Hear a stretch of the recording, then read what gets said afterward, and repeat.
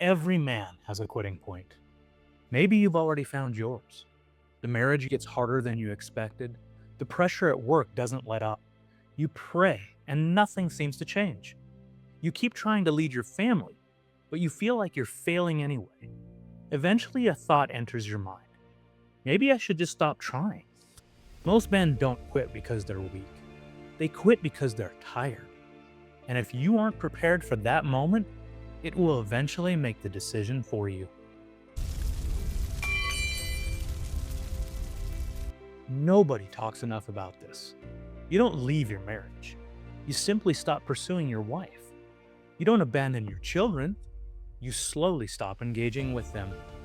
And you don't reject God. You just stop expecting Him to move.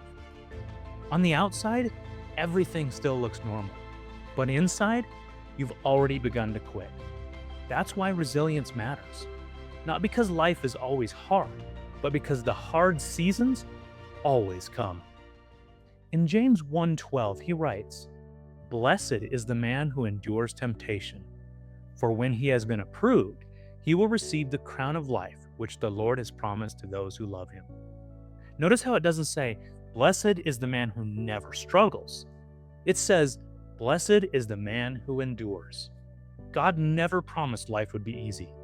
He did promise your endurance would matter. Think about a blacksmith. Steel doesn't become stronger because it avoids the fire. It becomes stronger because it stays in it long enough to be forged. Most of us pray for easier circumstances. God is often building stronger men. Pressure has a purpose. Difficulty has a purpose. Waiting has a purpose. Not because they're enjoyable, but because they're transformational. Every season that makes you want to quit is also an opportunity to become someone you couldn't or wouldn't have become otherwise. The enemy doesn't need you to fail. Sometimes he only needs you to give up too soon. Right before restoration, right before breakthrough, right before growth. Because the greatest victories often happen one decision after you wanted to quit. Here's the encouraging part. Resilience isn't something you're born with. It's something you build.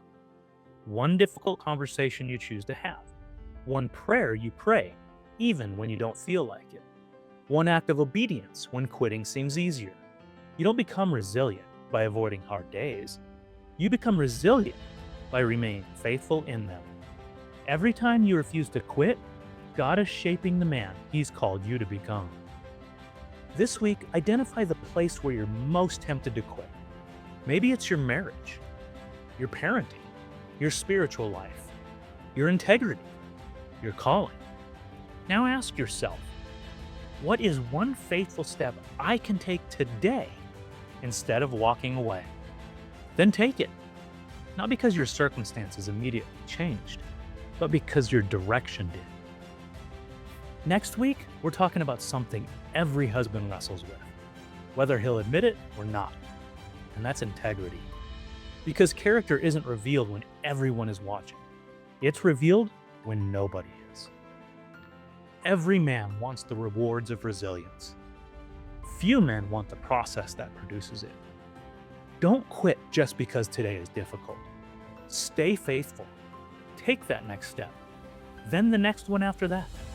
Because one day you'll look back and realize the moment you wanted to quit was the very moment God was forging the man you were becoming. If this message encouraged you, subscribe it and share it with another man who needs to hear it.